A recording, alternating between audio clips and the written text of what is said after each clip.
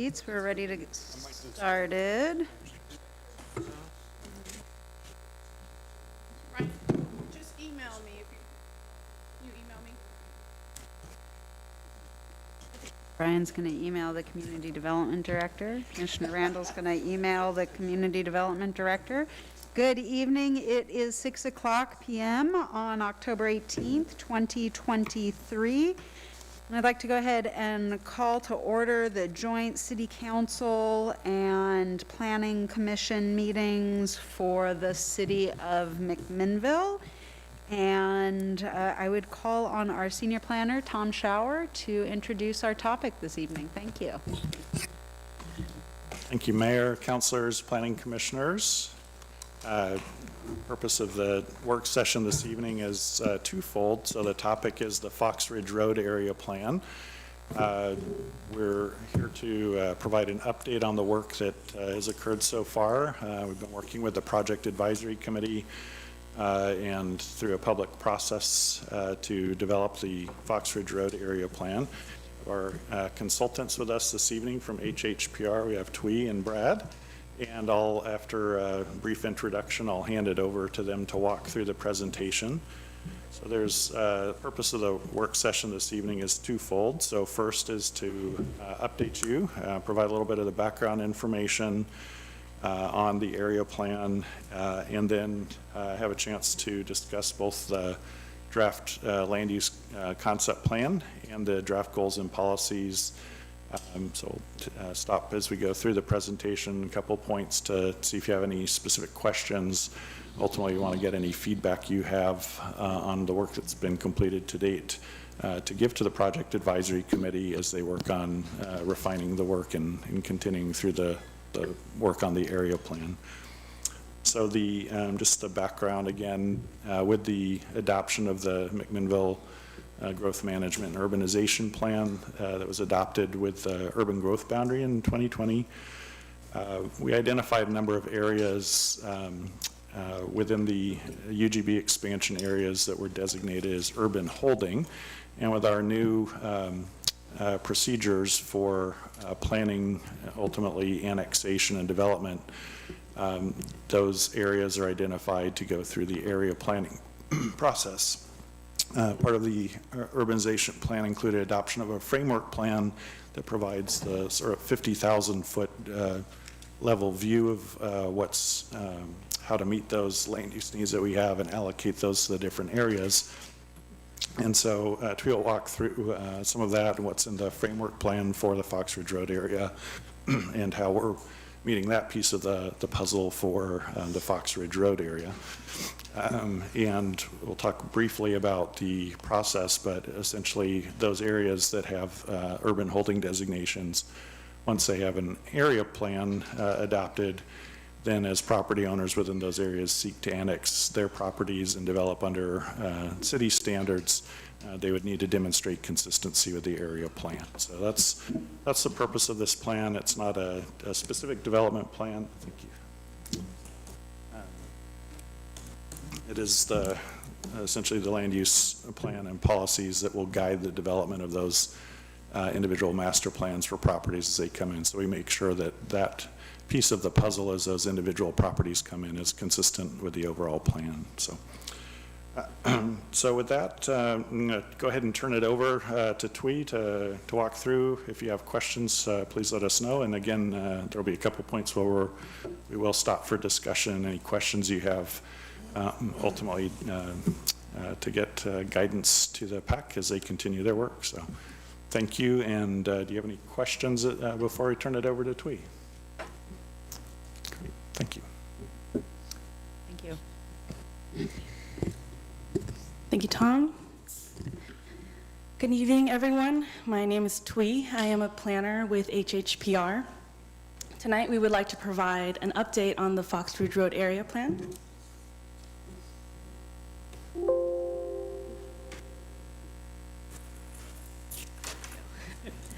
The purpose of this meeting is to share information, like Tom mentioned, about the area planning process and discuss the work that we have completed thus far and provide feedback to the Project Advisory Committee. We'll also be reviewing our next steps in order to get the plan adopted. So to provide a brief overview of the project background again, let's go back this way. Sorry, here we go. So this is the Fox Ridge Road area. It's shown within the white boundary. This area is located on the northwest side of McMinnville, west of Hill Road.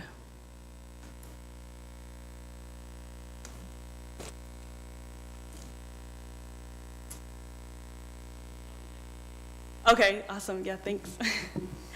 So as part of the MGM-UP, the framework plan identifies a reduced neighborhood activity center along the Hill Road frontage between Wallace Road Roundabout and the intersection of Fox Ridge Road.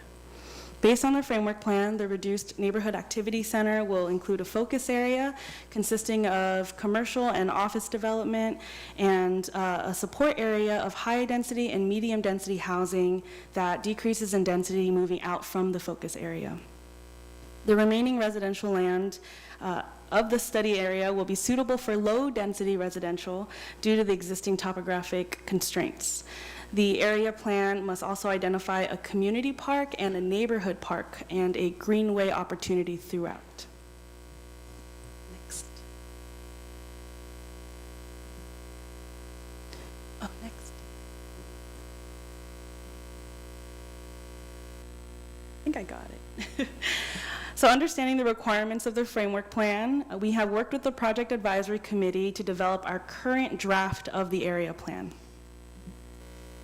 We are now at the end of phase 4 of this process, where we are preparing the draft area plan document and determining implementation measures.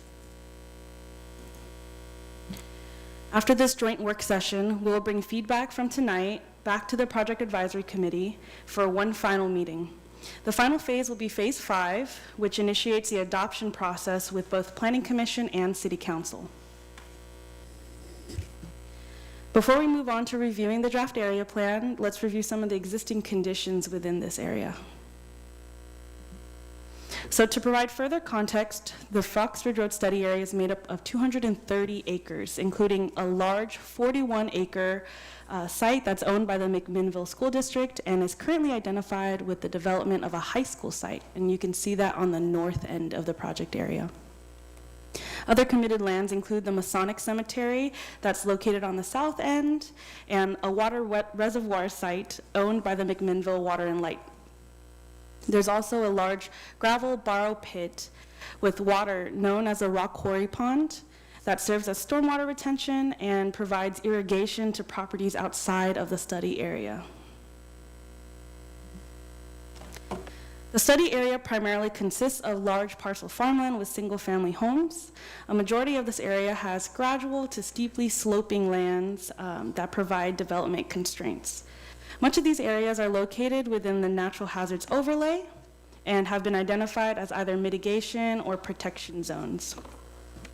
There's also significant tree groves that have been identified throughout the study area. So you can see those tree groves have been shown here on our opportunities and constraints diagram as areas for tree canopy preservation. This diagram also identifies the best opportunities for street connections into the community. Potential trails are shown along the ridge lines to take advantage of identified scenic viewpoints. That's along the north side. Oh yeah, I know, I can't show it in the, it's all up there. I don't know if anyone could see it. It's along the north end where you see some of the steeper slopes as well. And other community features have been identified, such as the rock quarry pond and its opportunities for views with other areas of agricultural heritage.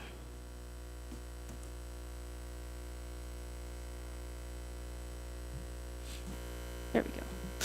So in addition to the opportunities and constraints analysis, market analysis and traffic analysis was also conducted for the study area. The market analysis identifies the most feasible development types for both higher density residential and commercial uses within the neighborhood activity center. It indicated that there is adequate market support for rental apartments, rental and ownership townhomes, and commercial space. The traffic analysis was conducted with a 20-year forecast for future growth and identified additional transportation infrastructure that would be needed based on the draft preferred land use concept. Both reports will be provided as an appendix to the draft area plan document. Yeah, so we can pause here if there's any comments on those existing conditions or the opportunities and constraints diagram. Counselor Payne? Thank you. Can you go back to the hazards map, please? Yes, there we go. Oh, thank you, Claudia. Or I got it. whichever. Yes, yeah. Is there the potential to zoom in on that a bit? I think, Claudia, can you scroll in a little? Oh, maybe not. Okay. Yeah, go ahead.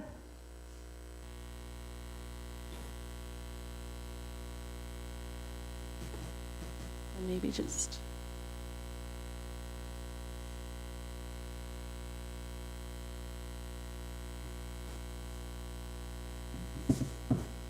Page 11 of the packet you can zoom in on too. Thank you, Adam. Oh, there we go. So when it says protection, what does that look like in terms of development? Is that's protected by lower density development? So the natural hazards planning work is in process right now. So there have been a number of work sessions on that, as well as hearings. That's been continued to November 16th, I believe. Currently, the draft proposal includes, essentially, we looked at, through that work, that's not part of the proposal for the area plan. It's incorporating information out of the hazards planning to show how that affects the area plan. Essentially, the hazard overlays are essentially aggregate information about a variety of different hazards. So there's a natural hazard protection overlay and a natural hazard mitigation overlay. The protection overlay has fairly significant limitations on further development and division on those properties that are within that. There is a proposed implementation measure that would allow for essentially transferring of that density or development rights to areas outside of the protection zone. And then the mitigation zone is more about making sure, rather than having limitations on development, looking at the types of hazards that are present, and then ensuring that there's adequate mitigation through, if it's a geological type of hazard, that we look at the soil conditions, engineer foundations appropriately to make sure that life and property are protected in the event of an event, landslide or earthquake. So yeah, the areas in red are the protection area. Those are the areas that have greater limitations on development, and the yellow is the mitigation area. Thank you. Mayor, may I ask a couple of quick questions? Please, Counselor. So on that picture, we got 4 of these little purple Can you talk into your mic? Use your mic. 4 of those purple doohickeys that I think indicate roundabouts. Is that what each one of those is indicating?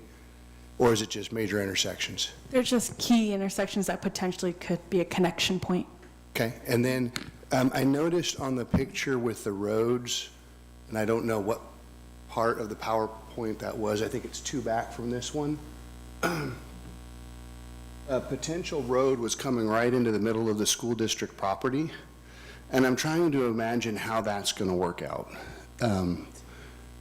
Could somebody talk to that and kind of explain that? Yeah, I would just note some of the opportunities and constraints diagrams are things that were put together early on. As we get to the draft concept, we can talk about that. But I think one of the early thoughts was, as we try to meet our requirements for street connectivity, there was sort of a review of whether there might be an opportunity to provide a connection to the streets to West Wind to the north, which there are potential issues with that because that's private streets. And then there is also some natural drainage and some easements and low points in the area that extend essentially north up to what was runs essentially east-west along the north side of the school district property. So think there was an identified possibility or opportunity of can you get greenway connections there, but I think I just note that what we're looking at is opportunities depending on what happens with that school site, that we want to make sure that we're not closing off opportunities, whether or not those are feasible or not. We did have a lot of feedback on, does it make sense to have public access across the school district property or not? So right now, those were just identified as opportunities. Yeah, I'm actually more concerned about if you're putting a high school into that area and then drawing traffic through private kind of upper end housing by putting an access point into that high school. I can't imagine that that's going to work out with happy neighbors. So I think this came up also at the PAC meeting, and if you think about McMinnville High School that we have today, it has several different access points to it in terms of accessing the parking lots, either from the front side or from the back side. To have a high school site of this size with only one access point actually creates a greater transportation issue. And so there will be the need for a couple of access points into this site coming off of the local road system. There will be primary access, but just like you access into McMinnville High School through that back road into the back parking lot, there's going to be need for those types of access points for this facility as well. Any additional questions, Counselor? No, I'm not sure I swallow that, but we can talk about that as we move forward. I think, if I could summarize, I think that this is just demonstrating the first of what will be many access points if and when the school district decides to develop that property. It wouldn't be the main or sole access point. I got that. Okay. Great. Any other questions, including from anybody that's online? Question, Mayor. Counselor Peralta? Thank you. First, thank you for the work that you've put in. It's really interesting to see this property, what it might look like when it's developed. I really appreciate the attention that you've given to the trail system, protecting the quarry, the neighborhood park. I saw that you identified some canopy to be protected. How much of the land that's identified here as greenway or parkland does the city currently own?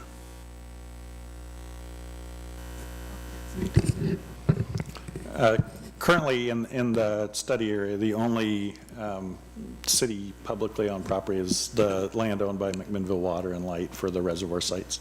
Okay, And then so as you bring this in, that's going to be a condition, based on this plan, that'll be a condition of, Yeah, I mean, correct, yes. and remind me again, what's the time frame for this plan? The estimated period of time that it's thought to cover? Oh, well, so, I mean, for the urban growth boundary, we plan for a 20-year horizon. The reality is things will build out based on the desires and interests of the property owners when they choose to seek annexation and develop. So this is meeting part of our 20-year land supply, but the reality of what happens is dependent on those owners, whether they choose to take action and request annexation. Right, okay. And then the low-density residential properties, which are the ones that are mostly the ones on Fox Ridge, do we expect those properties to more or less stay intact based on the problems with the geography and the sloping and the hazard area and so on? I think I can try to address that, but we have a slide up here that shows the draft alternative that we haven't gotten to yet. When we get into I guess the upper portion of Fox Ridge Road, where some of the areas are designated as planned for low density, there are a variety of factors there that may affect the timing. So partly we start getting up into water pressure zone 2, so we would need to be able to serve zone 2. As you get to the far west end, that would actually be partly up into zone 3. So those would be factors that may affect the timing of the development of those areas. In the center part of this, we have some, most of the properties are still, I mean, everything here is outside the city limits other than the high school site, which has already been annexed. So the current county zoning that's in place is a combination of essentially rural residential or ag zoning. That central area is pretty highly parcelized, probably beyond what would be allowed today under county, I think it's 2.5 acre zoning. So, you know, some of the larger tracts out there might be more appealing for someone to look at developing. Some of those that are already developed with homes and highly parcelized may not see much activity, and those tend to correlate with some of that area that's within the natural hazard protection area as well. And then you have some larger tracts that are might be desirable for development, but are at that far west end that are into that higher water pressure zone as well. So there could be issues with timing and phasing of development related to those issues. Thanks. Can you also remind me again, low-density residential, medium-density residential, high-density, which are the three that are on this map, what are the ranges for each of those roughly? So right now, the zoning districts are based on minimum lot size. When we used to sometimes talk about density, although the zones don't have specific density provisions attached to them. Just as a reminder, with the new middle housing standards, when we talk about like low density being the R1 zone with 9,000 square foot minimum lot size today, that could be 9,000 square foot lot for one home up to duplex, triplex, fourplex, or cottage cluster. When we get into the like the medium density, that's more in line with what we'd have for like the R3 zone that has, our zones go essentially 9,000, 7,000, 6,000, 5,000 minimum lot sizes. That's mid-range? The 3 to the 9? break is that, so low is 9. We get into the, I think, 7,000 is R2 low density as well? Yeah, so if I can, so it's hard to talk about residential zoning with density now with the missing middle housing code, because we don't, density is number of units. We don't talk about it in terms of number of units because of the allowance of the different housing types in these zones. We talk about it in terms of minimum lot size. And so the R1 zone has a minimum lot size of 9,000 square feet. The R2 zone then has a minimum lot size of 7,000 square feet, and the R3 zone has a minimum lot size of 6,000 square feet. And then the R4 is 5,000. And you can put up to a quadplex on any of those size lots. So the choice, when we start going into the area plan and it comes in for, so when a property wants to annex into the city, it will need to submit a master plan, go through our master planning process and show how it's meeting the area plan. It can do one of two things. It can create subdivisions with these minimum lot sizes, or it can create a planned development with a variety of different lot sizes that are serving a variety of different housing types with better land use efficiencies. And in McMinnville, we typically defer to the planned development, and actually our comprehensive plan policies drive towards that so we can get that variety. So where you see high density residential, medium density residential, and low density residential, we're going to be looking to the developer to tell us if they're doing it via lot size or in a regular subdivision, so applying a zoning of R1, 2, 3, or 4, or putting it into a planned development. Got it. So, I'm sorry, Mayor, just one more. So if I'm understanding this, then we will create the plan based on these assumptions, but when developers come in to develop them, the only real constraint they're going to have is the size of the lot. They can, under the new missing middle law, kind of build whatever products they want within the, as long as it fits the geography and the safety, and we can't constrain that. Like, because when I look at this, I'm sort of assuming a lot of big houses like what's up there now, and the reality is that may not look anything like that in the future because of the missing middle changes. Is that, Yeah, we don't talk about single detached zoning and multi-dwelling zoning anymore. It's that range. It's based on lot size, and there's the opportunity to put those different housing types on those lots. thanks, thank you for. I will say the high-density residential zone, high-density residential area associated with the neighborhood activity center will probably either get a neighborhood activity center overlay or an R5 zoning on it, which only allows multifamily. So that's very specific and doesn't have the missing middle housing component. And then where you have parcels that are in the natural hazard protection area, there will be two pathways there. One, there will be further geoanalysis to show just how hazardous that land is. And then based on that analysis, so it could shift back down to mitigation zone where they can subdivide it per our allowed zoning ordinance, or it could stay within the protected zone. If it stays within the protected zone, we do not allow land division within that zone. So those will remain the larger lots with the existing housing that's on it, the single-family housing that's on it. But they will be able to transfer density rights to another lot. Thank you. Thank you for the additional information. Will you go on with the presentation, please? Yes, no problem. Thank you so much.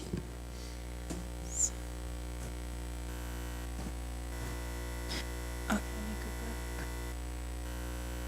sorry. All right, so for community engagement, throughout this process, we have conducted several methods of community engagement for public feedback and input on this area plan. These methods included a project website that is continuously updated with new information and updates on the project. We held stakeholder interviews that included property owners, developers, and representatives from different organizations. There was an online survey that received 147 responses, and that included a wide range of input from the Foxbridge Road neighborhood and their surrounding community. There were 2 separate community design workshops that were held to engage the stakeholders, city staff, and citizens in developing potential land use concepts, and several project advisory committee meetings. We've had 5 so far, where we reviewed the project goals, key findings, and outcomes from our community engagement efforts, and for the advisory committee to provide us with input on the draft land use concepts, goals, and policies that we've developed so far.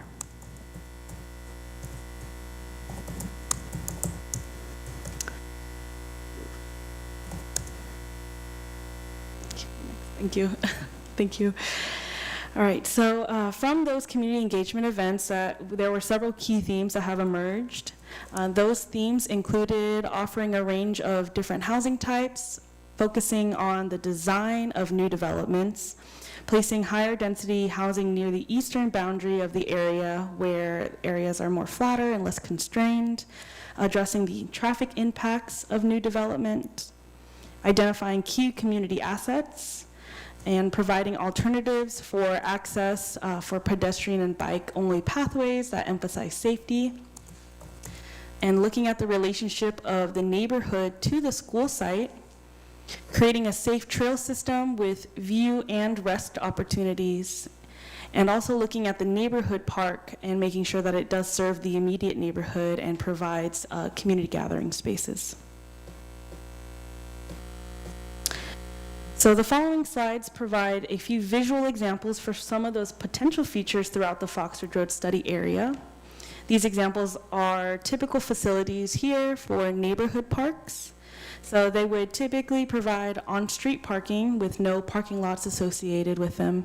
And it is worth noting that for community parks, here in the Foxbridge Road area, per the framework plan, it will be more of a natural park. So this will not have the typical programming of community park, such as large sports fields, but would remain more of a natural feature. So these are examples of potential greenway and shared use paths. You can see here the separation of pedestrian and bike lanes while still creating a safe route for those alternative modes of transportation. And these greenways are typically protected from street traffic and emphasize pedestrian access and safety through the area. Oops. Let me go back one, please. Thanks. And these are examples of trails proposed. So these trails can help preserve those significant tree groves that we've identified. This may be a pathway that goes through a heavily forested area and can include small features like park benches or maybe a water fountain. And the example on the bottom right corner, not sure if it's super clear, but that shows a trail within a natural area that buffers residential housing. So this might occur in some areas that we've seen identified through the study area, like areas where there's low density residential.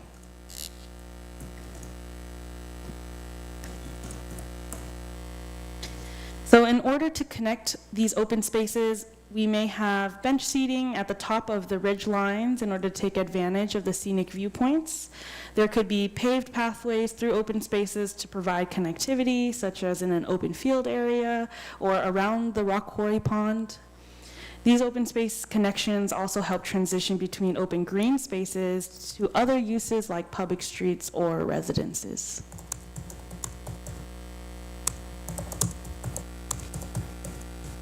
And finally, here we have some examples of how land uses could relate to one another. We might see a gazebo serving as a gathering space that's adjacent to a residential neighborhood. Small parklets can exist and be centered or between medium density housing.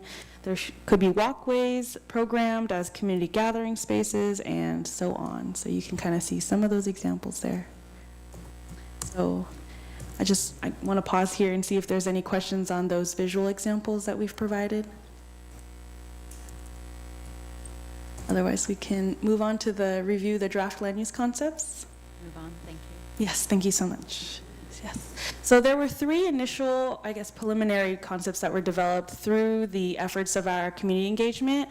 When we held our community design workshop #1, we asked the public to provide us with some input on land uses that they may find appropriate and in which areas in this project, the study area. So concept 1 shows a community park and existing lower density residential on the western portion. You can see there's that large community park identified. And then on the eastern portion, there is a neighborhood park that's centrally located within the neighborhood activity center. There's also a commercial area provided on Hill Road and Wallace Road intersection. And we can move on.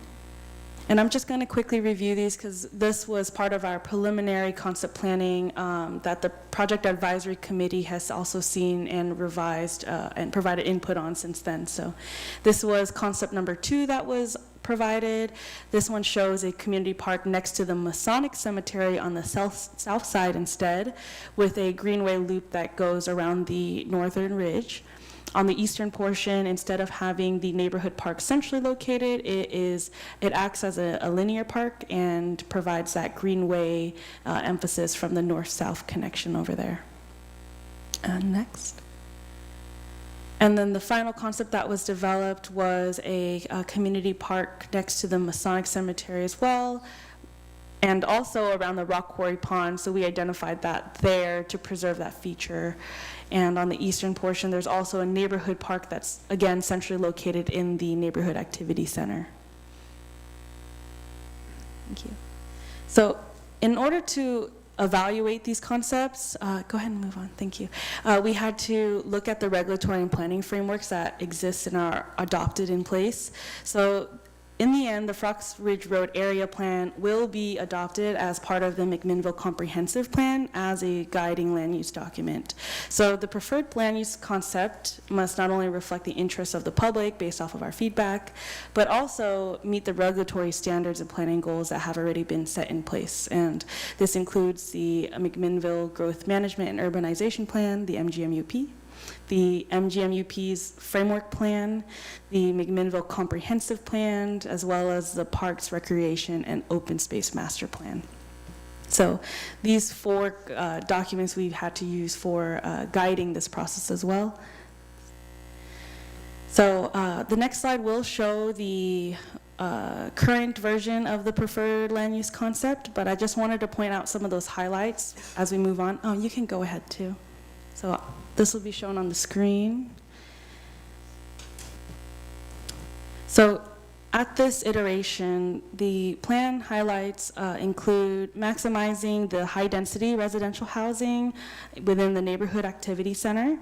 There's a greenway that provides access throughout the entire planning area, starting from Fox Ridge Road down, and then that loops around. So that creates a looped and connected pedestrian trail network along that northern ridge. There's a community park that has been identified on that western end, and a neighborhood park that has also been identified that's north of the Masonic Cemetery, both of these exceeding minimum standards that, or minimum targets that were provided.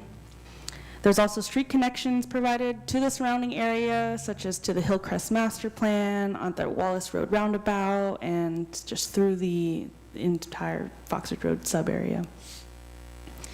The Rock Quarry Pond has been designated as a special use park as opposed to the community park that was seen on one of the previous concept plans.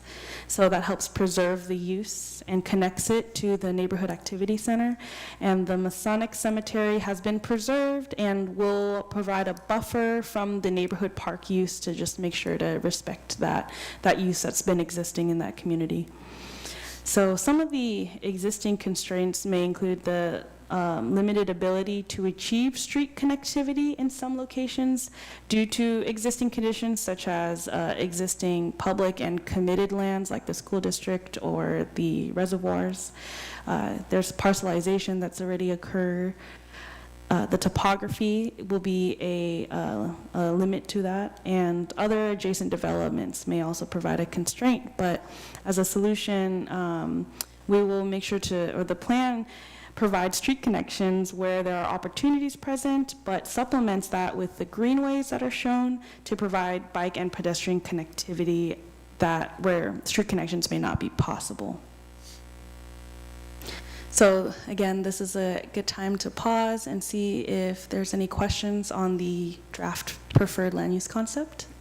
Just for clarity, at work sessions, it's just counselors and commissioners that have questions. I'm sorry, we do have lots of opportunities for you to provide comment. You're welcome to email any of us, and we have the open planning commission meetings, et cetera. So we want your comments, but this isn't the format tonight in which we take them, so I didn't want you to, unfortunately, tonight we don't take those. Do I have any questions from counselors or commissioners at this time? Counselor Chenoweth. Just wanting to know what the white dot circles are. Yes, so the area that's hatched where it shows the NAC Plaza and the commercial is considered our focus area. Oh, what was that? Oh, yeah, sorry, there's one on here too. Yeah, so that hatched area is considered the focus area of the neighborhood activity center. And then those circles that radiate outwards just show the radius per the zoning code of how far the high-density residential should be located from that focus center and how far the medium-density residential should be located. So they're in the again, the MGMUP, the Urbanization Growth Management Plan. It discusses the neighborhood concept as being key to all of our planning areas. And when you read through that, it talks about what are those elements of a neighborhood activity center. There's a focus area and a support area. The focus area has the 1/8 mile radius that's shown. The support area is the 1/4 mile radius that's shown. So that's trying to illustrate as we evaluate the alternatives and the preferred alternative, what that looks like relative to those sort of guiding principles of the neighborhood activity center. One of the other discussion items that led to refinement in this plan is a neighborhood park is to be located just within a half mile of the neighborhood to be served. So we went back in the last meeting, looked at that and refined that to include that neighborhood park at that location that essentially meets that half mile radius as well, the combination of both potential to have active and passive recreation areas and natural feature preservation. Counselor Peralta and then Commissioner Murray. Thank you.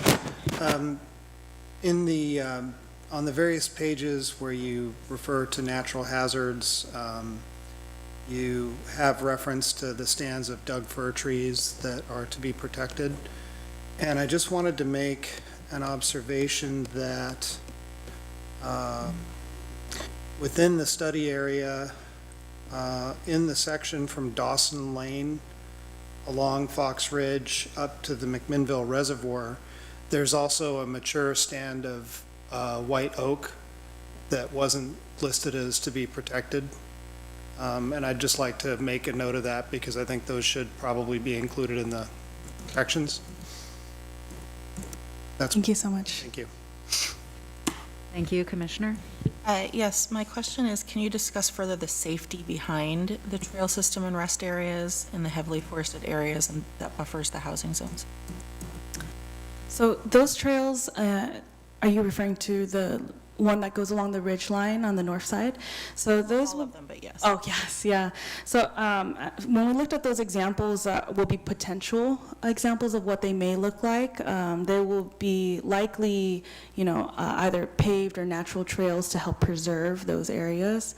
I don't know how to speak on the safety of them because they'll be maintained as natural trails, but yeah. I mean, excuse me, sorry, generally, when you're talking about developing along, especially trails, I mean, that's going to be something that you're going to be looking at through the review process, the development review process, and looking at safety and whether or not lighting is actually needed or not. In a natural setting, you probably don't want lighting. You're going to have lower, but you're going to have some open areas that are more visible from the public.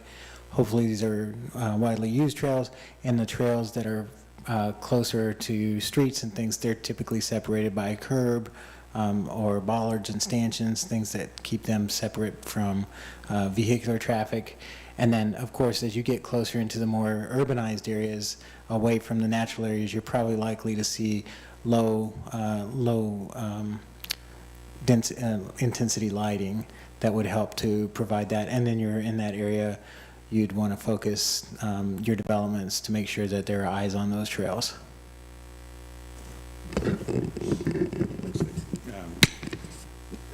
I'd just note that as part of the area plan, we're not doing the detailed design of what those would be like, so we're coordinating closely with work on the Parks and Recreation Open Space Master Plan. And when you're asking about safety, I mean, there's a number of different components to safety, but typically when you get to that point of designing a facility or a system, you would look at some of those, I'm blanking on the acronym, but the community, CPDES, Community Public Design Safety, so applying principles of public safety, how you design your system to feel safe and provide safety to people using the system in the design of the facilities, as well as having a loop network that provides not only a big loop, but a series of shorter paths that people can access and use. So,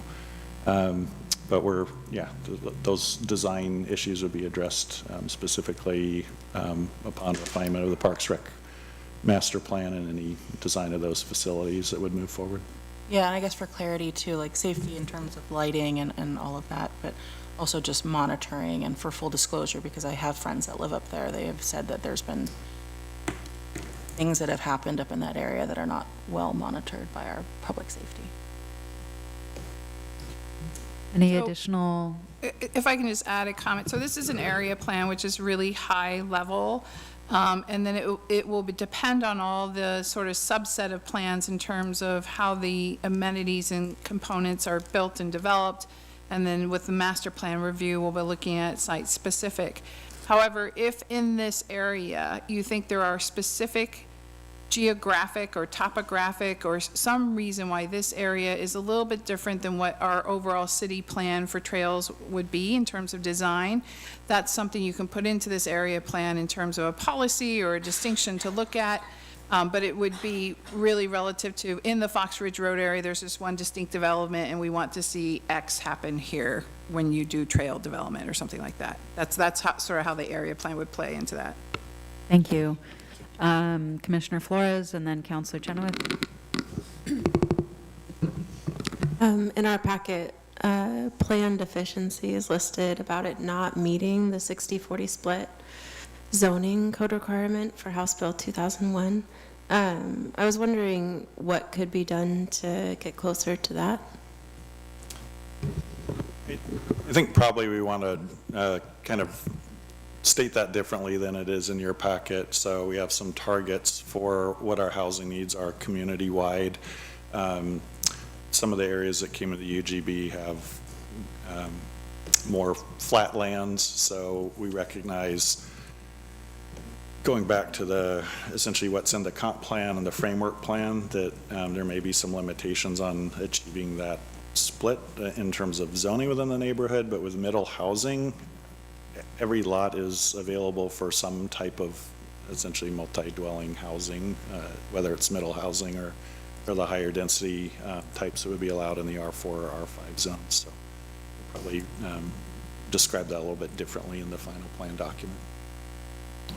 So maybe just because I saw some other looks of surprise earlier when we were talking about this, and I should defer to our planners here to give the full description, but in short, when House Bill 2001 went through, single-family residential as we know it, as a city, as our city and many cities they would find familiar, have been developed where you have a lot with a single home on them. The allowance, if you will, to make that a single family lot went away. So the whole city, by state law, is now developable at what we consider a higher density. So what was previously single-family residential can now have 4 units on it as opposed to 1, et cetera. And then that links back to what our community development director was explaining earlier, in terms of when we're looking at these densities on this map, what we're really talking about is lot sizes, whereas just a couple of years ago, what we were talking about were the number of units that were built on a given lot. So in a sense, the House Bill 2001 kind of changed our definitions of what low density, medium density, and high density mean. Councilor Chenoweth, you had a question or comment? Well, I was one of those ones that had shock on my face because I was trying to picture a quadplex on a 5,000 square foot lot. Yeah, quick question. What's the acreage for commercial that's in this? It looks like about 3. Am I looking at that correctly? It's shown as 2.5 acres. Close. All right, thank you. Thank you. Are we ready for you to go on unless there's anything else pressing? Yes. If I could, I mean, because you asked the question earlier, Councilor Chenoweth, about access, and so this plan does a better job of showing just the locations based on the current requirements for access spacing, for example, along Fox Ridge Road, and then potential for connections up and out. And then this is not an access, this is actually an easement right now for called the mill race, that takes irrigation water up to the north, easement that is associated with. The one I was specifically asking about isn't even on this picture. Okay. I just wanted to make sure we touched on it since you asked. Thank you. Let's go on. I had a question about the commercial as well, may I? Oh, Commissioner, please. Thank you. In the commercial section that you had, could you scroll back one slide, please? Joey, thanks for being here. In the commercial section, you said it's about 3 acres. Would that be zoned as the, yeah, that's good enough. Yeah, the purple one on the right. Would that also be zoned to accommodate much like what we just approved at the corner of Hill and Baker Creek? So you could have housing on top of it as well? Okay. Yes, yeah. I figured that was the case. And then I did just have one statement to bring up. There was a citizen that came to the Fox Ridge Planning Commission, or excuse me, the PAC meetings, and they stated that they were looking to have a barrier placed between the Masonic Cemetery and also the park there because their son's buried in the Yes. Masonic Cemetery. Could you comment on the barrier? Yeah, it's still shown there. So before we had a separate natural area buffer that was shown between the neighborhood park and the Masonic Cemetery, but that area will be eventually programmed as part of the neighborhood park, even though it will still act as a natural buffer. So it's still shown. We will improve the graphics to make sure it's more clear next time, but it is shown lightly with a hatched darker green area that there is a buffer existing there between the neighborhood park and Masonic Cemetery. Yeah, as long as there's delineation so people aren't trampling graves, that's my intent, so thank you. Yeah, we talked a bit about how to best delineate that on there. So what's shown on here is the neighborhood park. Has a few kind of different potential zones within it, I guess, that we would have recommendations that at such time as that would be developed. There's sort of the westerly side has some of the natural tree stands, more topography to it, so that would likely be a more natural area. Recommend maintaining sort of a natural buffer adjacent to the cemetery, and then the easterly portion is a little bit flatter and would be where you'd probably accommodate more of the some of the types of facilities that Twee showed on some of those visual graphics earlier, a more active use area to the east side there. And there, where there's also the viewpoints out from that area to the north and northeast. Okay. Tui, Tom, thank you. Thank you. Yes, let's go ahead and move on to the goals and policies discussion. So we can go to the next slide. Yes. So when we looked at preparing the draft goals with the project advisory committee, we received some input on key features or priorities that the PAC might have had for us, and we used that to help us inform some of these draft goals. And the project advisory committee has looked at these draft goals and policies. So for the goals, goals are, and just as a reminder, they are broadly based statements, right, that they are intended to set forth general principles in which all the future land use decisions will be made on. So we had created 5 draft goals, goal 1 being for having a cohesive land use plan, goal 2 having open green spaces, goal 3 is prioritizing aesthetics and design, goal 4 looking at transportation, and goal 5, looking at hazard areas. And these are provided in your packets along with more specific policies that address each of those goals and how to accomplish them as well. Next slide. So when we looked at these policies as well, we want to make sure that we do address the great neighborhood principles, and there are 13 of them, again, also listed within your packets, and each of them do have specific policies that go ahead and address these great neighborhood principles that are part of the comprehensive plan. And again, these are more of those listed principles that address different aspects that are, priorities and concerns of the planning of the neighborhood. So that concludes our presentation, and I just want to make sure, the Project Advisory Committee has taken the project requirements that we've discussed that include the regulatory frameworks along with all public and technical feedback to develop this draft that you're seeing, and we want to make sure if there are any comments or feedback that we can bring back for the PAC at our final meeting based off of what you've seen here tonight. Wonderful. Thank you so much. So what we're going to do is go around the room so everybody has an opportunity. If you happen to have an extensive list of comments, if you could limit it to 3 or so, and then we can cycle back to you if you have more. Not that we're on a strict timeline, but just be respectful of everybody's time. I'm not looking at you, Zach. Just to make sure we're able to get to everybody and their questions and comments this evening. So we'll start over here with you, Commissioner Deppie. None for me right now, thank you. Councilor Chenoweth. I think I'd like a little more discussion about this commercial land. I'm a little concerned that we are across McMinnville, we're having a problem with commercial land and whether we have enough commercial land. We're already in a deficit, and it seems like only having 2.5 acres for this entire development may be on the small side for given where we've been at. And so can we have maybe Heather, maybe you could address this, or whoever can address this. I just feel like we just did 5 acres, if I'm correct on the size, out on the North Baker Creek Road development, which is, I think, smaller in actual acreage than this is. So if I could get some, feedback as to why we only ended up at 2.5, when it seems like, just as an anecdotal situation, my son-in-law just was trying to find 3,000 acres of office space. Or not 3,000 acres, 3,000 square feet of. You'll never find that in You're Oregon. never going to find that. 3,000 square feet Got of office space. 140 acres for it. And there was literally one option when he started, and then there was a second option that was just not even feasible. There just isn't the space out there.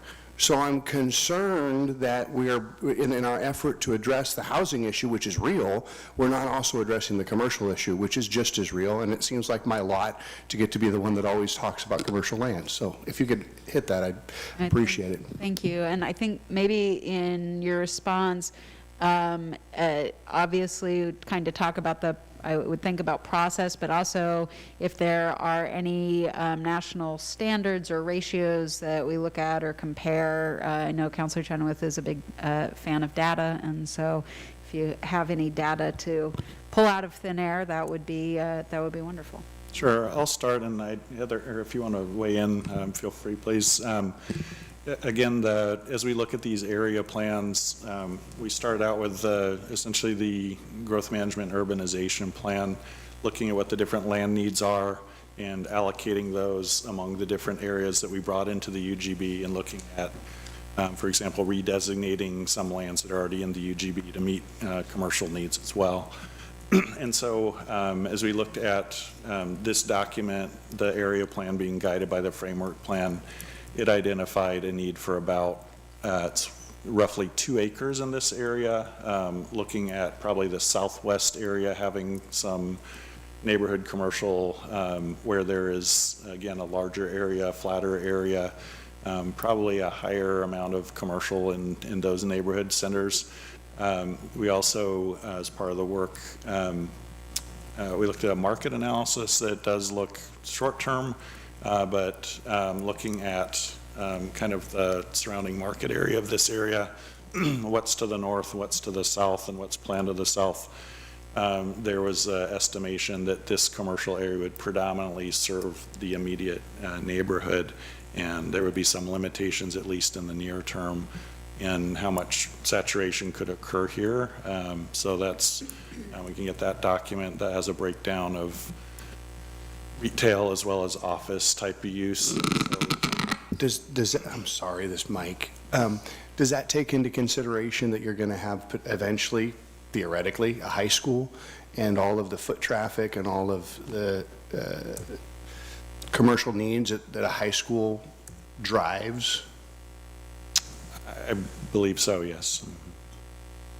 Yeah, any additional questions at this time, Council? And for clarification, the property to the north that you mentioned, that site's about 6.5 acres, although a portion of that is, multifamily structures, and then there's I don't remember exactly what the area breakdown is, but I'd say it's probably 2/3 of it is ground floor commercial. Yeah, I do worry. I mean, there's a perfect example. I think that started at 10 acres. It's down to 6 acres, and then half of that is being used for multi-level or multi-housing development. So we've really whacked that thing down to about 3 acres or maybe 3.5 acres of actual commercial land. And I'm concerned that we keep doing this every step of the way, that we've got to address the housing issue, but we can't in the process create a situation where we don't have the office space for the doctors that need to be in this community. We don't have the office space for the shops that need to be in this community to serve the residents that we're going to be bringing into the community. So I'm a little concerned about that. Thank you for pointing out that you've got an area that's predominantly going to be serving local, and for pointing out that we're going to have more to the other side. I would like to say, because I didn't say this, and Sal always makes me feel bad because he starts out by saying thank you, and I forget my manners. But thank you for all the work that you guys did in this. Thank you for all the outreach you did in this. I really appreciate that. Councilor Chenoweth, if I can just follow up, what we'll do is we'll bring your concern back to the PAC, and share it with them, that the discussion of the proximity of the high school is important, obviously, in terms of the students accessing commercial goods as well. And then we also have a lot of pressure on our industrial land and our speculative industrial buildings right now to serve commercial uses. We have lots of CrossFit facilities in our industrial land right now as well, which may be able to be placed in commercial areas like this. It's sort of a chicken and an egg, because the developer doesn't want to invest in the development of building commercial space if the market's not going to support it. And so that's why the market analysis is so important as we're walking through this. But there might be a way for the PAC to put into the area plan sort of a larger mixed-use space that would allow either high-density residential or commercial needs based on what that market response is. So. Thank you. Commissioner Flores. I don't know if this is the most appropriate forum for this question, but I am curious about the city's plans for expanding the school district with a new high school, when that might come online. Yeah, so the city doesn't have any decision-making power in whether or not the school district decides to develop that property. In our last meetings with them, they've expressed that that's not on their planning horizon at this time, although they don't want to let go of the land. But at this point, because we do have declining populations in McMinnville, we don't have growing student populations, and building another high school would split the current student body. They don't feel that they don't feel that it is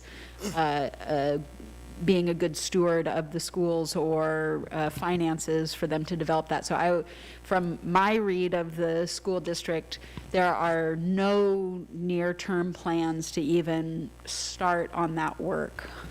Yeah, that was the sense I had as well. And given that, is there any opportunity to use the land in another capacity? They're not interested in relinquishing the land. We did, Commissioner, before you became a planning commissioner, a joint work session with the city council and the school district on this area plan, and had this as part of the discussion with them. Their long-term planning is a shorter planning horizon than this 20-year planning horizon, and so they did not want to relinquish the ability to use the land in the future as needed for schools. Any additional questions? No, thank you. Councilor Geary. Thank you. Let me pick my three off my page here. Thank you for the work. I see the community engagement portion that you had, and it seems, of course, very robust, but more specifically, what equity lens or assessment have you put this plan through, either to date or will you before it comes back through the public hearing process? So when we released the online survey, it was also released as a Spanish version too, and it was advertised as that. And then when we made sure that we were doing the community outreach, it was advertised on, I think, pretty much all the forums that we could to make sure we got the most amount of input from either within the community or from the surrounding community.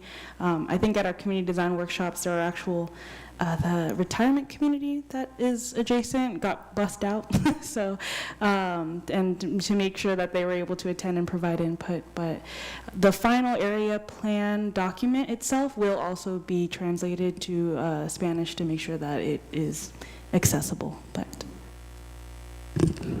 we also, as part of our project management team, we have representatives from different departments. Noel's serving on that team to help serve as a liaison to the DEI committee as well. We can bring it to the DIAC if that's a recommendation of yours to do so. Yeah, I appreciate the efforts to include more in the process, which I think we're doing a better job as a city of overall in all the question asking. I just want to make sure that we stick the landing by making sure that what has been spit out is actually serving the most amount of people in the most even way for the future of the citizens. Is this enough high density in terms of the people who will actually use high density residential? Is this enough open space? Is this too much open space? Is this area going to be accessible for the lowest income income folks, is this, as every area of the city should be. And so I just want to make sure those questions are answered through a process that includes more than the people at the table, although I think we're good representatives of that. I don't think we're the accurate representatives of that. So yes, I think at the very least engage in the DEI, either presenting and running it through them or getting their recommendation on how best to do a equity assessment of this output of the plan, I think would be helpful. Secondly, the language around protection, and thank you for pointing out the oak grove, the language around protection I still think isn't strong enough. We have this language other places, and I've heard from the community in recent developments that it's not strong enough from what they see and what they would want to what actually happens. And so perhaps it's just it behooves us from the landscape point of view and our other planning policies, not necessarily the Fox Ridge planning policy, but to make a more robust identification of important trees and make a more robust protection plan of how to protect and preserve those as development occurs. And so I don't know if planning or the consultants have any input on how we can specifically and more stringently do that in this, and is this the level, and is it possible? I'll answer that really quickly. So we've had in our work plan, we've been striving to do natural resource protection, as you may recall, and with a couple of different work sessions we've had with you, we had intended to do that concurrently with our natural hazard planning work. We have separated them due to some concerns about vetting the natural resource planning internally, as well as the fact that there's an added element to natural resource planning, which is what we call an easy analysis. So if we're going to limit development on a piece of property to protect natural resources, we have to go through this specialized analysis in terms of our findings to do so, and we haven't done that work yet. So as a city, we'll be bringing to you a planning program that will have really it'll be like the historic landmarks planning program. It will have an inventory of the protected groves that we want to protect. We'll adopt that inventory, and it will say what we can and cannot do in there. But we have to do that easy analysis to create the inventory and adopt it. And then we'll also have sort of a evaluation path also in that code, which will say if, we're in places where there are trees of 9 inches in diameter at breast height, that you have to go through this process of review before you remove them for development.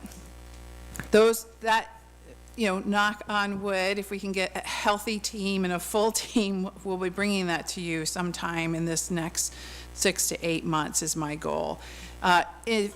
So that will give you sort of the carrots and the sticks from a citywide process.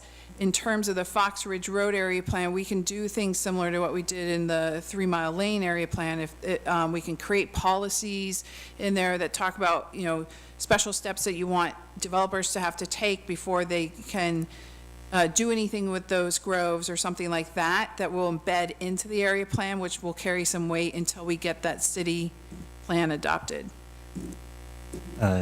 Yes, to the latter part of doing that extra step in this to create those policies that could do those. I don't think this is the time to write those out now, but my recommendation would be to include those in the final of the plan. And then just recapping what I heard you say is when we're 6 to 9 months away from having that plan in front of this body. Hopefully, yes. Okay. I've been 6 to 9 months away from having that in front of the Planning Commission and the City Council for a couple of years now, so. We're still 6 to 9 months, so I got it. Yes. Okay, copy. Those are my questions. Thank you. Do you want me to come back to you later, or are you? Sure. Yeah, okay. Fantastic. Commissioner Randall. Hi, thank you. Thank you for your work. What's the neighborhood activity center? Sorry.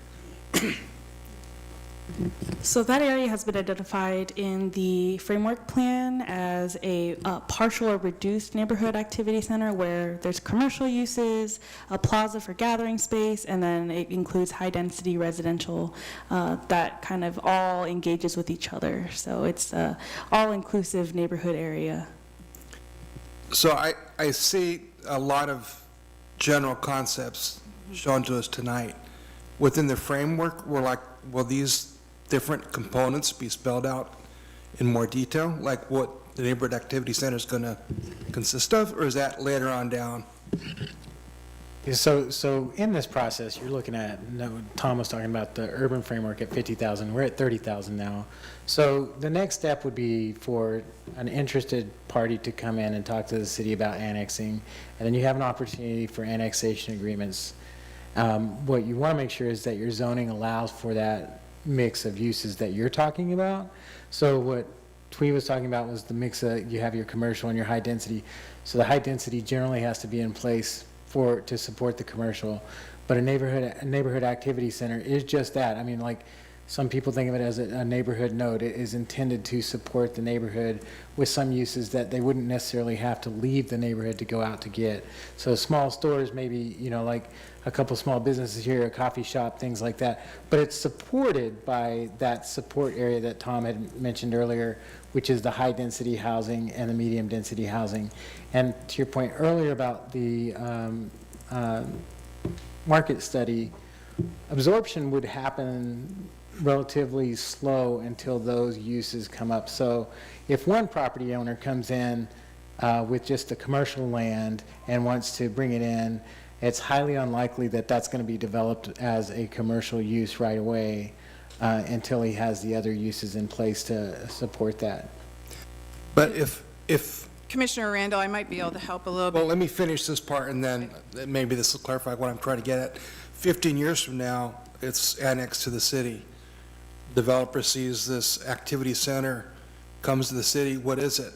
Yeah, so that's why I wanted to answer. Yeah. We do have specificity in both our comprehensive plan and our zoning ordinance as to what a neighborhood activity center is. It's very specific, actually. Probably more specific than we would want it to be. Okay. So one of the things that the PAC has discussed was whether, and you can apply it as an overlay zone to the area. So one of the things the PAC has discussed is whether we want to say that this needs to meet that zoning ordinance for neighborhood activity center in this specific area where the framework plan said there's an neighborhood activity center, or whether the land use map as described in the area plan meets the intent of the neighborhood activity center. And I think that's still to be dialogued. If there's interest in it being as specific as what's in the zoning ordinance, that we can put that into this area plan, that it needs to meet the covenants of the neighborhood activity center overlay. And that's as specific as saying, these are the types of uses that can be there, these are the types of size of the uses that can be there. This high-density residential can't be further than, as you see these white circles, a quarter of a mile, and within that quarter mile is high-density residential, and then beyond that. So that's something, if you want the PAC to review that, to see if that type of specificity makes sense to put into the area plan at this point in time based on those concerns that you have, we can do that. Well, yeah, I wish they'd take a look at it and see if that can be spelled out a little bit better. I know there was, I can't remember what it was. A few months ago, there was a discussion on city policy, and no one knew where it came from. And there was a comment about, well, no one was here back in like '94. I want to make sure that we have defined somewhat on this plan what we currently want established there. Because again, developers going to come in 10 years and they're not going to know what to do, and they're going to, they should have, I think, that information ahead of time. If it's through the zoning code, that's fine, but if they could look at that and see if they feel it should be defined better. And again, you showed a lot of, I call them pretty pictures, a lot of park features and things like that. Again, it's how do we get the developers to look at that initially, and I guess that's in the, they'll come at a later date. Anyways, my major concern issue I have is with the 3 different residential densities, now with the middle housing, we could literally have high, middle, and low with all about the same density, at least appearance-wise. Can that not happen if you have 4 homes, 4 units, in the low density per lot, you could almost have the same thing on the middle and then the high. Is there a way to break it out so we clearly have 3 different areas of density? Again, I think density is maybe a challenging way to talk about it. I think the break there is middle housing and then things above middle housing. So as Heather noted, we have a new, with the adoption in 2020, we created a new R5 zone. We haven't applied that yet, but that is in addition to the R4 zone. The R4 zone basically allowed everything, so you could designate an area intended to get some higher density apartments and then have it developed for low density detached homes. So you didn't have any way of essentially ensuring that areas that were designated for higher density would necessarily develop that way. That's what the R5 zone does.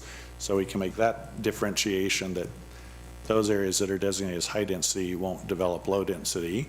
They would be essentially multi-dwelling types uses in it that are more than you'd get with middle housing by the way the code's written today. In the other areas, so yeah, you would need to develop essentially apartments in an R5 zone or town. You could do again a planned development, but that doesn't allow the lower middle housing types in that zone. In all the other zones, yeah, it's a different degree of density, but it's those uses. Yeah, middle housing's permitted everywhere. It's a matter of the minimum lot size that it would occur. Yeah, so maybe I confuse things. So the high density residential, our high density residential zone is our R5 zone. And so that only allows multifamily, if you want to think of it that way. So that would be the HDR on here. The medium density residential is our R4 and R3 zone, and that's based on lot sizes. So that would be 5,000 and 6,000 square foot lots, minimum lot sizes. Low density residential is 7,000 and 9,000 square foot lots. And then on those lots, you can do the same housing types. Correct, but won't most developers come in as a PD and then be able to adjust the lot sizes? Yes, that's the hope. And our great neighborhood principles point in that direction. Right, but you could have a low-density residential with doing a middle housing to look just like the middle density. Yeah, except for our planned development requires an average lot size of the underlying zone. So essentially, you're still going to see a higher density of overall lots where it's identified as MDR versus LDR. The housing types you apply to those lots can be the same. Yeah, I know I'm late to the party on this. I should have brought last time, but again, people's consideration of low-density single-family homes, which we can't do anymore. So is there a better way to call that out, or is that what everyone accepts and we're going to go ahead with it and worry about it when I don't think there's a annexation choice. occurs? Yeah, it's state law. That's the thing. Well, It's state law. oh, no, I understand that part about it, but just how we're calling it. And it's kind of a picky point, but I think the idea of doing the area plan is that we do bring in different zones so that we are getting a multitude of different types of development. Also, not everybody will develop to the highest density that is allowed or available because the market itself will demand more diversity. So, if you're the developer and you're up on that low-density residential lot up there where you already have additional development costs because we got to figure out how we're going to get water to you, the chances that that's going to develop at the maximum density versus being a large single-family home with a beautiful outlook that comes in at a higher price point, those types of things will probably come into play as well. But what I hear you saying is that your concern is this is all going to look like one large packed area of housing. And what I hear our staff saying is no, the whole reason for diversifying the types of land use in the area are specifically to bring forward a diverse neighborhood with different types of housing and different densities in different areas.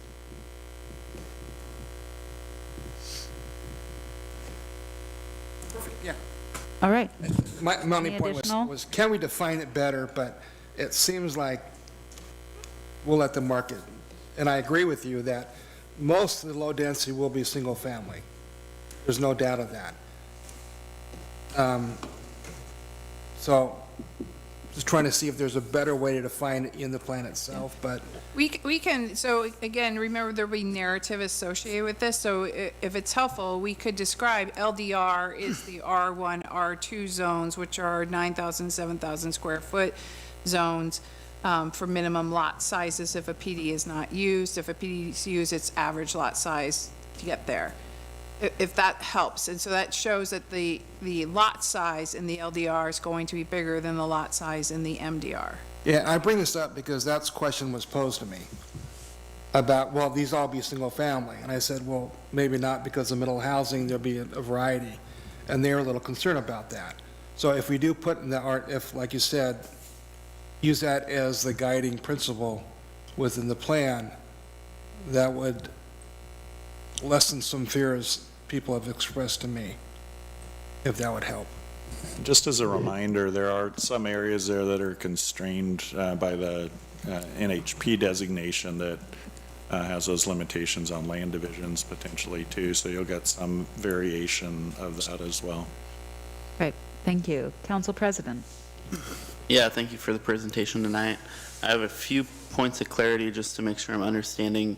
Could you tell me the difference between a primary trail and secondary trail?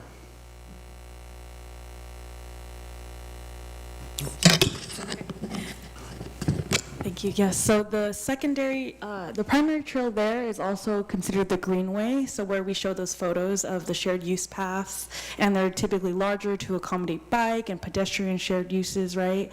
Whereas the secondary trail is more of that small natural trail that would go through a forested area, or where a greenway with bike or pedestrian access won't be as accessible. Okay, Yeah, thank you. so it's a kind of like paved versus natural a little bit, but. Yeah, that's what I was thinking, but I Yeah. didn't want to just assume. Yeah, and we can always go back and show those photos too. I think it helps really differentiate those differences too. And then on the annexation and how properties come in, they all need to be continuous, correct? Sorry. Yes, basically, you can't annex land that's not contiguous to city limits. Okay, so what is our path to getting the far west 16-acre parcel? Because it looks like it's landlocked by existing VLDR County developed lots and houses, and it not just being a dream, but actual reality. Yep. I'd say this area plan probably doesn't address the sequencing or how that happens. Okay, so when we look at this area plan and we say we have this many acres of parkland to this density level of housing, if we took that out, because it likely probably won't get annexed, it'll be Riverside Drive 2.0, are we still meeting our community standards for parkland? That's a great question, and we can bring that to the PAC. That's the, that's the nature of the beast of rural residential land. Yeah, agreed. So that's my main concern with this plan is it looks like we put a dream out there that could never be a reality. The 19 acres where the neighborhood park is, that's currently, for the most part, a tree farm. Totally seems realistic for that to develop as well as the 33 acres called out in figure 3, which is most of the high-density residential and the middle-density residential, and that all looks very realistic, but I just want to make sure we're not negating our community needs for parks by putting some pie-in-the-sky plan out there, and make sure that we're keeping it realistic. Thank you. Yeah, as a add-on, how does the water and light reservoir property interface with that concept of needing to be adjacent to city-owned land? So I would imagine, and this is usually what happens, if the utility property becomes a barrier to annexing, other land that's on the other side of it that needs to be urbanized, usually that utility will come in. Because it doesn't change for the utility, whether it's in the city or the county. Just the jurisdictional authority over permits changes. Counselor? What are you thinking about their buffering policies to keep things and people away from the reservoir? Is that what you're getting at? No, I was thinking more about the, reaching into the far ends of the Yeah. development and the contiguous lands and how that would act as a bridge or not. Okay. All right, thank you, Chair. Yeah, just to piggyback, thank you again for all of your work. As somebody who enjoys Fox Ridge Road, walking it a couple times a week, it's wonderful to see kind of this dream. But to piggyback on Councilmember Garvin's question, I know that we have worked as the Planning Commission out by the steel mill and the lack of interest in annexing into the city. What is the is there any feasibility of this wonderful plan ever coming in? What is the interest of the neighbors and the property owners out there? Or is this something that, again, we need to do this, we need to follow up on state law, this is a pie in the sky dream? I mean, how feasible is this 40, 20 years from now? What is the tone of the landowners out there? Tom, I'll take a stab at this. Yeah.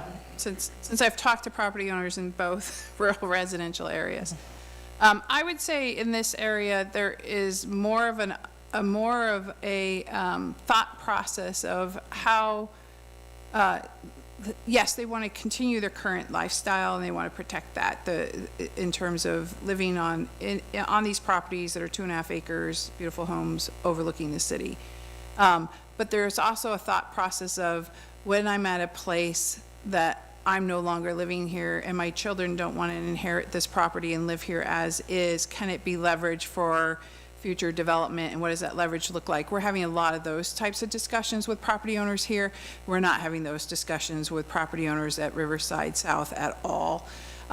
So I would say for this area, especially when you have, the Rudins own the 33 acres there by Wallace Road, by the roundabout. And so they're ready to move on that for development. So as you start to see market pressures and development occurring, I think you're going to see more of that sort of thought process with the property owners as you go up the hill there. And so there might be more likelihood for this area to annex in than the Riverside South area. As far as feasibility, I'd note too that those that are closest to Hill Road, that at the lower elevations, I don't know exactly where the boundary is off the top of my head, but I'd say about a third or halfway. That's all in water pressure zone 1. That's serviceable now. As you get farther up the hill, then you get into zone 2. So where they're, in terms of phasing and feasibility, the feasibility of services aligns with what you would expect to see develop first. Also dependent on MAC water and light then too. Yeah, so zone 1 is readily serviceable now. That corresponds with those lower elevation areas. Okay. Yeah, and just to follow up, the reason we chose to do an area plan here first, because it does have, rural residential areas are probably the most difficult to urbanize and annex into your community. And we have several of them that are in our UGBs. But we chose this area to go first in terms of an area plan because the land that's closest to the city in Hill Road is owned by developers who want to develop it, and there's existing capacity to serve that in terms of water and sewer. And then in the southwest area where you have the larger tracts, which will probably be easier to convince, those properties are already thinking about development. And for them to come in, but we don't have the infrastructure to serve them yet. We're doing that master planning right now for infrastructure. So that's kind of why we lined it up in terms of how we were approaching the area plans. Okay. Thank you. 2 more questions. Specifically looking at the quarry area, is it possible to make sure that going forward that it's very clear? I mean, it's hard to tell because the topo lines are not very clear, that it looks like the special use park is specifically for the walls of the quarry and doesn't go on the adjacent property owner's land. where it's actually flat. I mean, that's what it looks like here on my map, but it's hard to tell, and I'm not sure if that was thought through or how that was discussed with the PAC group. Because you don't want to have the adjacent property owners having to have people walk around. It doesn't look like there's a way to walk around the pond. It looks like, based on the topo lines, it's just the pond is included up to the top of the quarry walls. So that, I think, would need to be clarified, especially for legal reasons, for both the city and the property owners, to make sure there's no issues with that.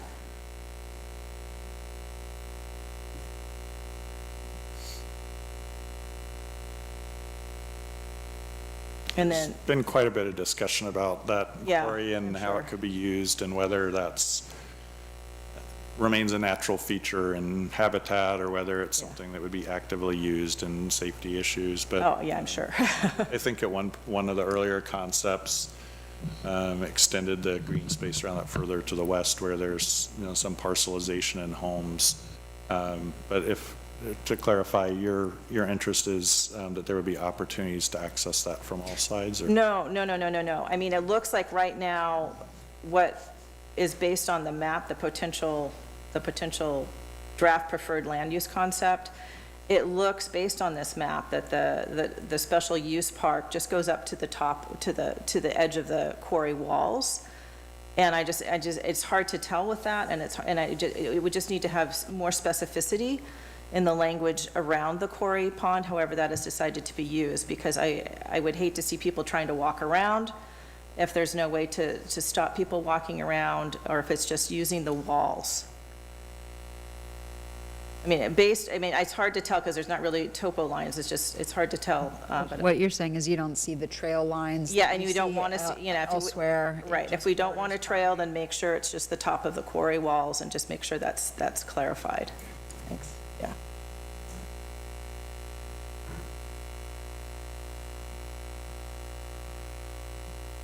Just see potential problems with that. That's why I want that clarified. And then lastly, I think it's very important that there is access from the Hillcrest area, and having a potential easement versus we really need to have a required easement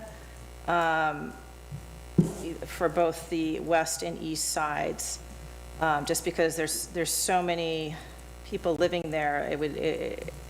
If we don't have a true easement, then I foresee problems of people trying to get through to that. So instead of potential, I think we really need to have it needs to be specifically, it needs to have an easement both the east and west sides. Thank you. That's it. Commissioner Langenwalter.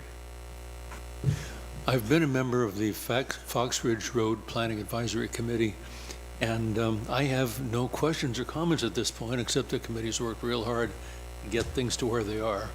And one of our more long-lasting discussions was about the quarry, because it's got steep walls and what do we do with it and all that. So there's been a lot of conversation about that, and there will be more before we're through. Thank you so much. Commissioner Rankin. I have, I noticed, I know this is the 30,000 view, but I also noticed in some of the language of the documents we read, you had some specific things. For example, you said sidewalks should be at least 5 feet wide for these trails. So I would like to say maybe we need to go to 10 or 12 feet for the joint bike and pedestrian. I'm looking ahead at an assignment it looks like I'm going to have to be on the Transportation Committee, and that's what I'm seeing for combined use. Okay, so just the width of it may need to be increased. The other thing I thought of, I saw that you indicated that there'd be a bus stop. I think one of the commercial uses, I don't know whether it'd be in the commercial area or the neighborhood zone, but we need to, you listed some uses, which again surprised me because of where we are in the planning. And I would suggest you add a daycare center, because daycare centers that have public transit are useful for a population that can't access daycare centers otherwise. That's it.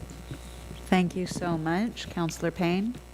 Thank you, and I echo the gratitude for all the hard work that the community and you all have done in putting together this presentation. There's been a lot of really, really great feedback, and I don't want to repeat any of it because it's already been documented. Just, I guess, one question really related to the quarry is, our packet indicates that that is supplemental irrigation for properties outside of the study area. So I guess my concern is, how is that going to continue to be offered? Like, where's that access on this map? Oh,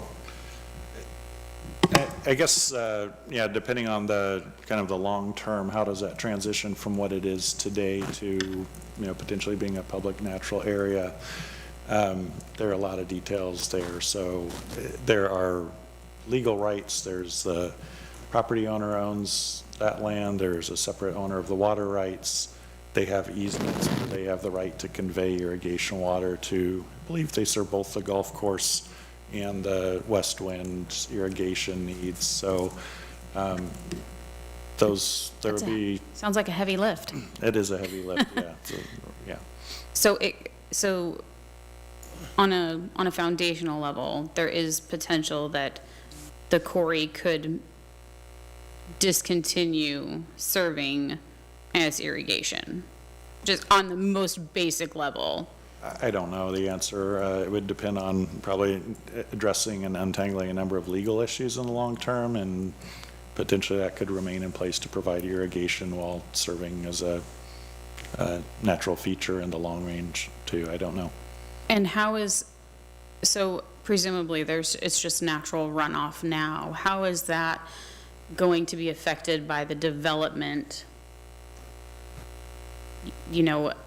I guess, in preserving the runoff so that it's going to the quarry pond, which has benefits in terms of development and reducing the natural hazard, and that the stormwater is going to the pond versus causing other damage? I guess high level, the way I would answer that is, under Oregon drainage law, properties are required to continue to accept upstream water and can't increase the impacts downstream. So that, I believe, captures some water through a combination of natural surface drainage and pipe drainage. If that has the rights to continue to have those conveyances, those would potentially need to be addressed as properties develop. Again, that's coming predominantly from the west higher elevation. So, sequencing wise or phasing, probably that would be an issue that would get addressed later in the process than earlier, I would guess. Thank you. Thank you. Commissioner Tucholsky? Yeah, I had 3 questions, thank you. So the first one is related to the high-density residential just south of Fox Ridge on Hill. Is there the red square right there? I had a concern about that because it's reasonable to presume that high-density residential will contain more people, obviously, and it will contain more children. And if there are children walking to a future school district property, it seems reasonable that we should consider placing it on the north side of Fox Ridge so they're not actually crossing Fox Ridge Road. And that leads into the second part of my question, or a statement. Moving the high-density residential away from the south side of Fox Ridge would, there's kind of a weird thing going on with that square down there. There's a point at which there's a low density, medium density, and high density all come together in one space. And that may be a little bit confusing with respect to just building and how things look in that area. It's adjacent to some extremely low density housing, which is in the white square along Hill Road. Yeah, right in that zone. So to me, it seems as though we should consider taking that high density residential on the south side of Fox Ridge and swapping it with a medium density residential where the it's called the natural, the Natural Neighborhood Activity Center is placed. It seems as though the Neighborhood Activity Center could serve more people in a safe manner that way. Kids could travel to school safer and it would also alleviate some of the pressure from the neighboring adjacent area. So, has any consideration been given to that idea? Could you use the mic, please? A couple of the earlier concept plans showed no high-density residential south of Fox Ridge Road, and the PAC wanted more high-density residential, and so that's the location they chose to put it. I should state that looking at your transportation system plan, Fox Ridge Road, and it's never probably in our lifetimes going to be anything more than a local road. So you would expect a local condition of crossing for school-age students or people going to the neighborhood activity center as you would like in a neighborhood street, a local street. Would you consider Baker Creek a local road? No? No, the Baker Creek's a collector, but I think for your suggestion, Commissioner, we can bring that to the PAC, because then the high-density residential, you're not suggesting less high-density residential, you're just suggesting a land swap, so to speak, of the MDR and the HDR. Yeah. And that would put it within that quarter-mile zone, or eighth of a mile, where from the NAC, where our code actually says the high-density residential should go. So that would be an interesting concept to explore, I think. Okay, thank you for that. And then I guess the second comment I have was that I do have a concern with the lack of commercial zoning. 2.5 acres does seem small for that area.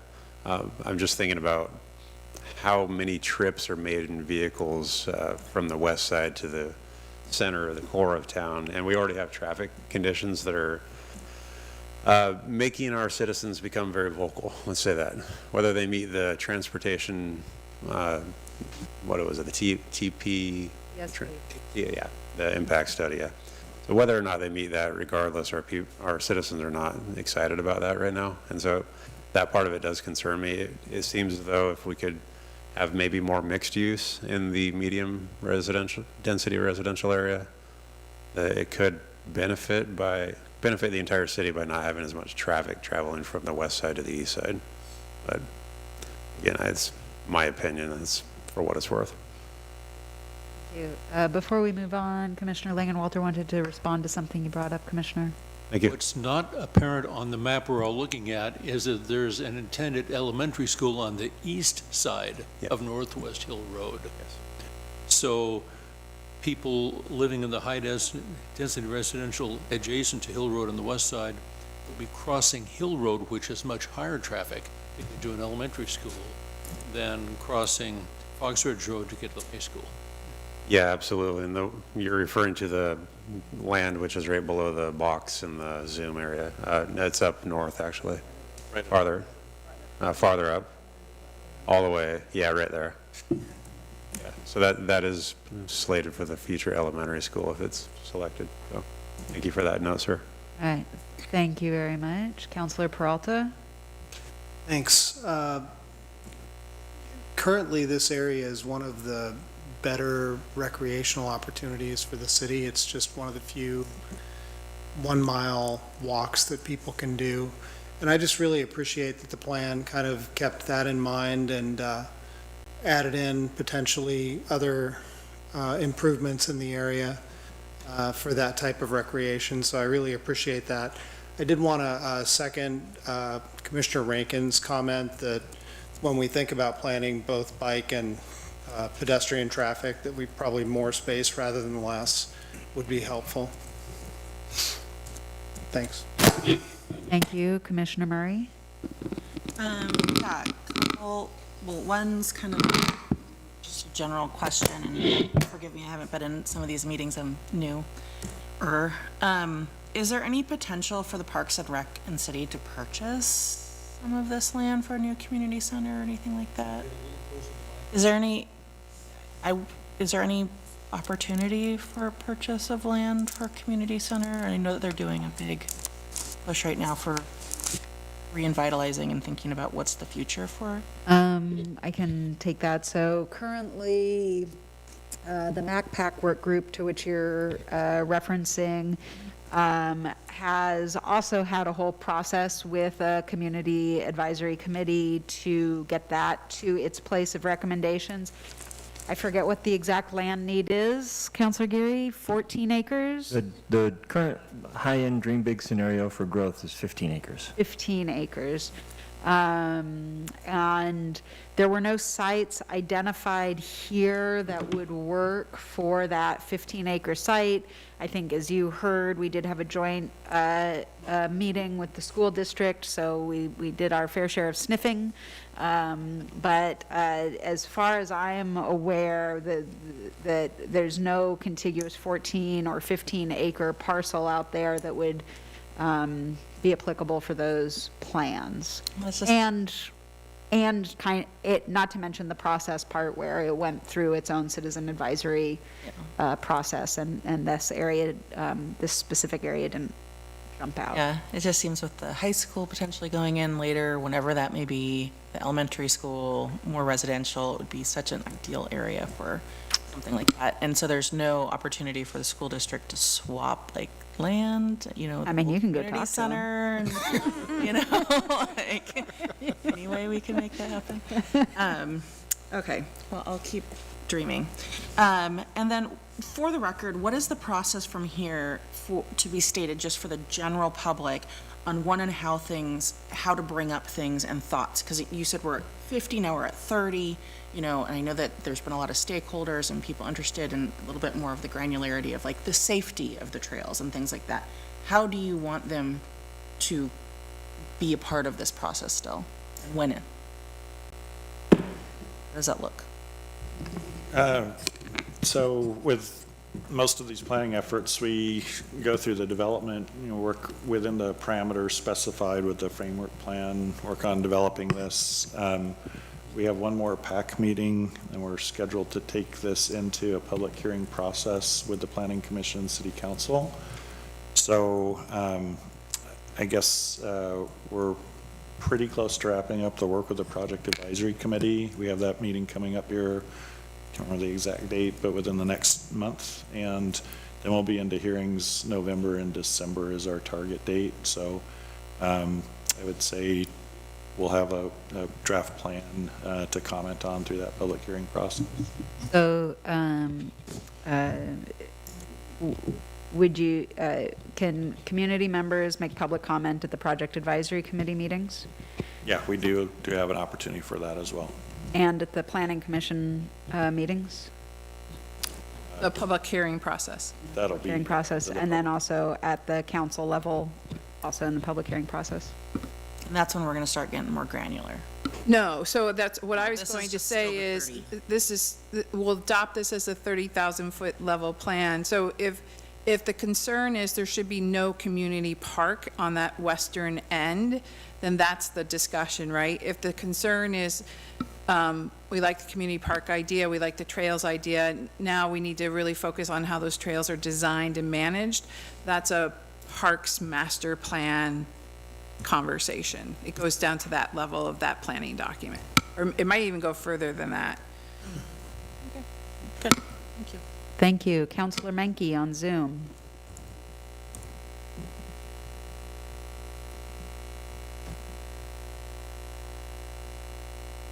While we give Councillor Menke an opportunity to unmute, let's go back to Councillor Geary for the remainder of his questions. Just one sort of granular one on this sheet here. You have the framework plan targets for everything except the low density. Can you tell me what the low density framework target acreage was? It was largely written as the balance of the area. Oh, okay. So, yeah. Very good. Thank you. And Councillor Menke. Well, I've sat on the committee, and there have been several topics that have come up tonight that I have brought up in the committee. It's been a very interesting conversation. I'll leave it at that. I appreciate everyone's comments. It's been a very interesting conversation. Wonderful. Thank you. Well, I'll echo everybody's. Oh, excuse me. Sorry, Councillor Chenoweth. Sorry, I have a couple of follow-ups based on what went through the room. Sure. The first is regarding the quarry. As I was listening to you describe the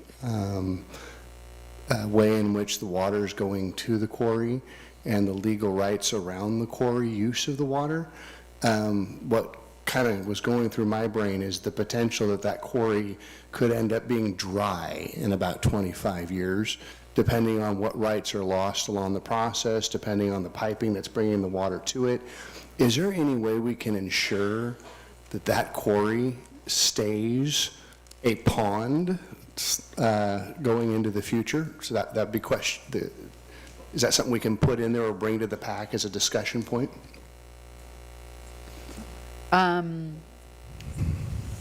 We can, I guess what I would say is, again, if you think of the 3 Mile Lane area plan, we had sections in there where we had narrative on specific elements. And maybe for this particular one, in terms of a specific element, the narrative talks about the city, as the city moves forward with this area planning process, they're going to need to work through the irrigation rights associated with the quarry pond. And then also the intention for the city is that this remains a pond moving forward, that type of thing. We can't guarantee anything at this level. That's going to be a much more complicated discussion to walk through. Okay. And then the other thing is I want to make sure I understood what you were saying, Heather, when you were talking about your crystal ball on what's going to happen in terms of properties coming in. I don't have a crystal ball. I know you don't, but you were kind of trying to have a crystal ball for the purpose of that conversation. So if I'm hearing you correctly, all of the land to the east of the quarry and to the north of the quarry, kind of in a U shape, is probably quickly going to develop. Then, as we move west, all of that land, and it looks like, excuse me, it looks like that's all subdivide lines that I'm seeing on that picture. That's the zone kind of in the middle there that's going to kind of hold up potential development going forward. Am I hearing you correctly? Yeah, I think so. So I think you'll see the L shape that the Rudins own will move forward in development. That's the land that borders the school district and Hill Road on the eastern side. I think you'll see the land that borders the hillside development that's already occurred on the southern side probably move forward sooner rather than later. And then as you go west beyond the quarry pond, that's where I think it will take time. Generational. Probably, yep. Okay. All right. And I'd love to see that pond become a stocked fly fish catch and release only pond, if possible. I think you're going to have to That's all my talk to comments. the Oregon Department of Fish and Wildlife. Yeah, if it drains, it'll just become the trampoline I area. just have one observation on the pond, if you could, Please, Counselor. while we're talking about ponds. It seems to me that pond, can you hear that better, Gary? Thank you, Commissioner.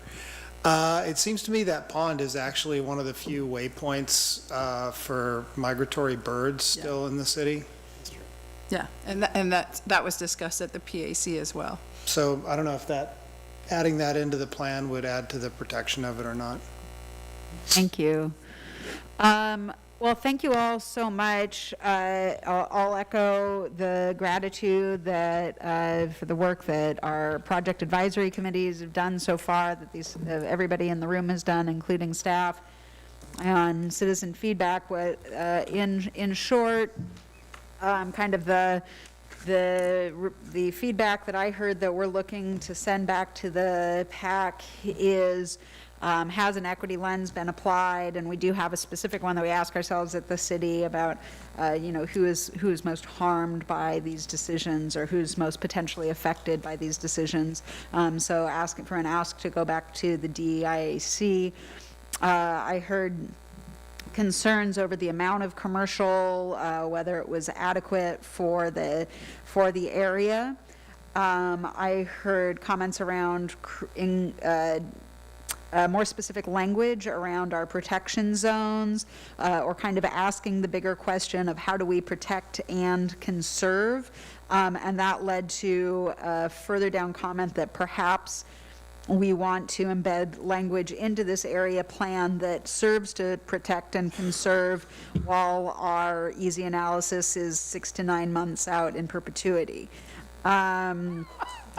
I heard that we have a concern with the annexation process being contiguous, that might essentially result in the loss of this community park if the land doesn't develop for ever or for many generations. We had a lot of conversation around the quarry pond. Definition around the edges of the pond, either it needs a trail or a buffer, or what's the plan? How do people access that? Will people be able to go around the pond, and how is that managed?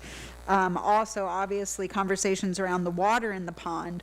And I think one of the questions I'm asking is or that I'm hearing is, what does it actually serve? Supplemental irrigation? I mean, does that mean that it's watering one neighbor's flower bed? Or does that mean that it's keeping that tree farm alive that is meant to be developed? Or is it a natural resource that has an important function in a migratory pattern? So kind of some additional understanding of how the quarry pond acts and works, and also the concern that uphill development will impact the continuous fill level of the pond. I heard a request that we add a daycare center to a list of uses, and I don't have the exact, you heard where, I can't get the, or was the? I don't remember whether it was the neighborhood, the NAC, or the commercial area that I read it in, but one of those two. We'll look at that. I don't know if that's something that's already being defined in our city codes and is easy to amend or not, but that, and then concern over the south high-density residential and potentially looking at another reorganization, or is there, is this final area plan that's coming to us, is there conversation to be had about a new final that reorganizes some of the properties? And then I also heard a request to look at having wider lanes on the bike and mixed use lane areas. And that's generally what I heard. And if I missed anything, Chair? Just the required easement for the east and the west side. And easements adjacent to hillside on the east and west sides. That was actually on my list. I just skipped it because I tried to group the pond comments.